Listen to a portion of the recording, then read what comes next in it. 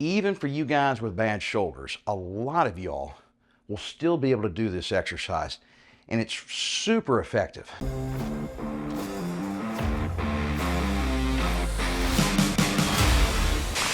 Hey guys, I'm Mark McKilley with Live Anabolic, and today I have picked out my favorite 7 dumbbell exercises. And the reason I came up with 7 is simply this. I break the upper body down into 5 different muscle groups. All right, so you got your chest, your back, your shoulders, your biceps, and your triceps. So that requires 5 different dumbbell exercises. Now your legs are so big, I decided you need at least 2 dumbbell exercises to hit your leg. Hence, total of 7. All right, so you're really going to like these exercises, guys. They're real straightforward, and I just think they're particularly effective, okay? They're not convoluted or complex and hard to do. They're very straightforward, very, kind of well thought out exercises. Now, before I get there though, please, guys, take advantage of all the free stuff we give you. This YouTube channel is free. We also have a free Facebook group. It is by far and away the best fitness group on all of Facebook. And it's not just me saying that. That's the guys in the group that send me emails saying it's their favorite group. Fitness related or car related, doesn't matter, of all groups that they're members of. So even if you're not a Facebook fan, and I'm not, all right, doesn't matter. Just create an account. Click the link below this video, all right? You don't have to use your real name. Don't have to use any pictures of yourself. Just join the group and absorb all the great vibes and information, because I'm the administrator and I'm in there every single day answering questions along with thousands of guys around the world that are just like you. Okay, so without further ado, let's get into the 7 exercises. The first 2 are going to be the lower body exercises, all right? So guys, the amount of weight you use, of course, is going to vary depending on your fitness level and the exercise you're doing. Some of these exercises employ big, strong muscle groups, and you can lift fairly heavy weights. Some of them are real small muscle groups, like your shoulders, and you're not going to be able to do much weight. But this is a fantastic lower body exercise, guys, and it's holding dumbbells. I want you to do alternating lunges. So basically, we just step forward and down and back.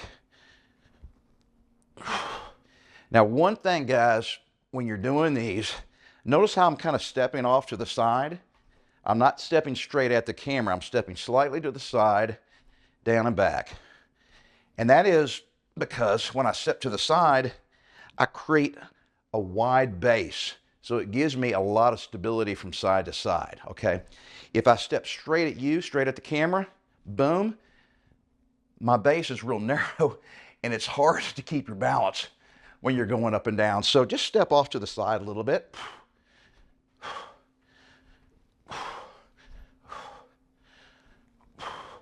And the other thing is, notice I'm taking a pretty long stride. That way, instead of taking a short stride, when you go down, your knee will flex out over the front of your toe, and you'll put a lot of stress, not just on your knee joint, but also on your lower quad. So take a long step, boom, and when you come down, your knee will be behind your toe, and therefore you'll have a lot less stress on your knee. All right, exercise number 2 is also a lower body exercise, and it's called a goblet squat. All right, so goblet squats are just a single dumbbell, and you hold them like this, and hence the dumbbell kind of looks like a goblet. All right, keep it nice and close to your chest. Don't hold it out here, bring it in, okay? And of course, see how my feet are fairly wide, a little wider than my shoulders? My toes are pointed out a little bit. And I'm just going to pick a point on the wall straight ahead of me, and I'm just going to stare at it when I go up and down. And this is what I like to do as far as range of motion. I like to go down until my elbows touch my thighs. And that tells me I've got a nice deep squat where I'm going through the full range of motion. Now, some guys are real flexible. You can come down and go down below your thighs. So my knees are inside and below the top of my thighs. And there's nothing wrong with this, guys, going that deep, a lot of times it's called ass to the grass, but you don't have to go that deep. You can just come to here and then straight back up. And then, guys, don't bend over, okay? To keep your back nice and straight, the first part of the move and the mind-muscle connection you should be thinking about is stick your butt out. So stick your butt out, and then everything just goes straight up and down. Butt out, butt out, and that is a goblet squat. Okay, so we've got the lower body exercises out of the way. Time to move up to the upper body. And remember, there's 5 muscle groups, or at least that's how I break the upper body down. And the first muscle group we're going to hit are triceps. Now, I have a bench here, guys. You don't have to have a bench. I think it helps, but you can be doing this, you know, laying flat on the ground, okay? So, one arm skull crushers, okay? You can do them 2 arms simultaneous, but I prefer to do 1 arm at a time. It allows me to focus and get a better contraction and a better pump, okay, when I'm just thinking about 1 arm, because it is kind of an awkward movement. So I start here, and I like to use my offhand on my elbow to try to stabilize the elbow and keep it in one location. And I'm just lowering the dumbbell down till it kind of touches my shoulder, and it's off to the side of my head. It's kind of by my ear. And at the top, I try to straighten my arm.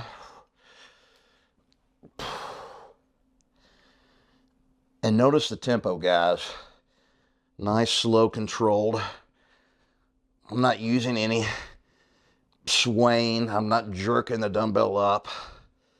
And you know, you go from one side to the other. It's no big deal. Switch hands. Offside hand on my elbow. Exact same form. Just to the side of my ear. And the bottom flange of that dumbbell just barely touches my shoulder at the bottom of the movement.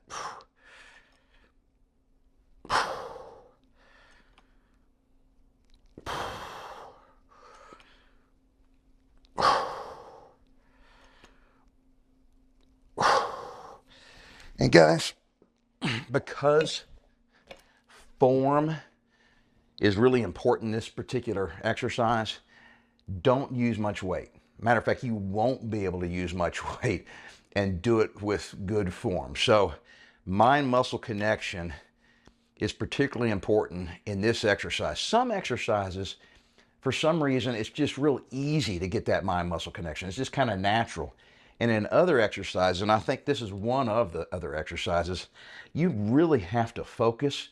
Otherwise, your form will just suck. All right? And I don't have any great reason why the physics of this exercise works out that way. But there's just lots of different exercises that for some reason just feel awkward to me. And hence, I use less weight than I know I really could. And I just really focus on nice, slow, really good form. Okay, so exercise number 4 is gonna hit our chest, okay? And I think nothing works better than a dumbbell bench press. Matter of fact, this is my go-to primary chest exercise when I'm working at the gym, and I have tons of equipment at the gym that's designed specifically for your chest. I think dumbbell chest press is probably the best all around. And guess what? You can do it at home just as easily as you can do it at the gym. Now, this is an exercise where we're using more than one muscle group. Yes, it's chest, but we're also calling on and using our triceps and our shoulders. So because of that, it's a stronger movement for your body, which means you can use more weight. Now, I'm going with real lightweight here, just so I can show you guys the form and talk at the same time. But you'll be able to use heavier weights, okay? And once again, I like doing this on a bench, all right, because I can let my elbows get down below the plane of my back at the bottom of the movement, which gives me more stretch. If you're doing this on the ground, just take a cushion off your couch or your chair and put that under your back, and that'll help you get the full range of motion that you're going to see me get with a bench. All right, so here we go. And guys, be sure and really warm up your shoulders before you go heavy on dumbbell bench press, okay? I'm going real light here. But when you do this, you are putting a fair amount of stress on the most flexible joint in your body, and that's your shoulder. All right? And you really want to have warmed that joint up. And warming up that joint, to me, means using a really light weight for 2 or 3 sets first. And then slowly upping the amount of weight that you're doing until you get to your ultimate working weight. But that is a great chest exercise, guys. Okay, so exercise number 5 is going to hit our shoulders. There's lots of really good dumbbell exercises for your shoulders, but personally, this is my favorite, and the reason I selected it in today's video is because even for you guys with bad shoulders, a lot of y'all will still be able to do this exercise, and it's super effective. So for guys that can't do this range of motion, this is a great alternative, and this is my primary shoulder exercise when I'm at the gym and I have tons of equipment to choose from. I still do this exercise first, okay? So guys, you definitely cannot use much weight when you're doing lateral raises, okay? So it's just, this is the entire movement here, guys. And notice I have a slight bend in my elbows, and I keep that bend pretty much the same through the full range of motion. And see, once again, the tempo, this is what I see guys at the gym do. This is the mistake I see, and it's because they're ego lifting and they're using too heavy a weight. So they will bend over a little bit, and then they will stand up and fling the weights up. And they will use this kind of jerking movement here to build momentum. All right, and they use that momentum to get the dumbbells up and then just let the dumbbells kind of fall back down, okay? So obviously you don't want to do that. So, all right, I'm just right here, and all I do is lift my elbows. So my mind-muscle connection is not worried about my hands or raising the dumbbells. I'm trying to just lift my elbows up, and then my hands and the dumbbells come along for the ride. And then I control it down, okay? So don't let the dumbbells fall back down. Pull them up and let them slowly back down. And guys, I'm already feeling a really good burn in my shoulders, and this is not a lot of weight. Okay, exercise number 6, biceps. All right, this is probably going to be everybody's favorite. So once again, there's a lot of great bicep exercises that you can do with dumbbells. And this is typically my primary go-to exercise. You know, when I have tons of machines to choose from at the gym, this is the one that I typically do first, okay? And you can do them standing or seated, okay? I don't have a strong preference, but I really like doing alternating curls with dumbbells. And that is because when I'm only doing one at a time, I can really focus on that arm, okay? Instead of trying to do 2 dumbbells simultaneously, I like to alternate. Now, look at, it's not a lot, but I'm kind of leaning just a little bit to the side, okay? And when I lean to that side, I like to kind of look down at my hand as I raise the dumbbell up. So if I stand straight up, the flange typically wants to kind of hit your thigh before you get to here. So if you lean just a little bit, okay, I lean just a little bit, and then I bring it up, and then down, and then lean just a hair. It creates a little space between the flange of the dumbbell and your thigh. And I like to also, guys, rotate the dumbbell. Basically, you're pronating your hand. So as soon as the flange passes your thigh here, you start rotating so that your hand is facing up towards the ceiling at the top. And as you lower it, you twist back to a neutral grip, and that allows the flange to pass by your thigh at the bottom. So rotate up and then rotate as you're coming back down. And the reason I'm rotating, all right, is because when I do this, I'm engaging more bicep fibers, okay, as opposed to just doing a strict hammer curl, which I do like to do occasionally, but you're not using as many bicep fibers when you do a hammer style curl versus the twisting pronated curls. Okay, so the 7th and final exercise is going to target our back. Now the back has got like 17 different muscle groups in it, okay? So we can't hit all 17 of them perfectly, and a lot of them are overlaid, okay? So anytime you're working your back, you're actually working, you know, 4, 5, 6 different muscle groups at one time, okay? And this is a great exercise that hits the vast majority, okay, of those muscles in your back. And because of that, it's a strong movement. You guys are going to be able to lift a fair amount of weight. Now, once again, I'm using really light weights here just for demonstration purposes and also so I don't get fatigued, so I can continue to talk, all right? But one-arm dumbbell rows are extremely effective for building your back, guys. And use your offside to brace yourself and support your upper body. That will take basically all the stress off your lower back, because we're not focusing on our lower back. We're building muscles in the mid and upper back with this movement, okay? So here I am.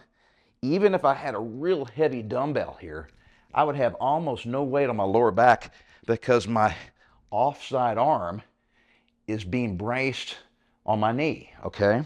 So all I want to do is bring my elbow back towards my hip. All right, get a full range of motion. Really let that dumbbell stretch you out at the bottom and then boom, all the way up. So bring your elbow back and up towards your hip. You don't want to come straight up like this, okay? So that's the wrong movement. So it's going to be coming back and up. And guys, just like cheating on some of the other exercises, I see guys at the gym doing this kind of stuff. They're twisting their torso and they're yanking the weight up and they're using momentum. All right, so I'm trying to keep my torso pretty still and only bring my elbow up and down. So it's back and then down, up and back, and forwards, down. You just switch over to the other side.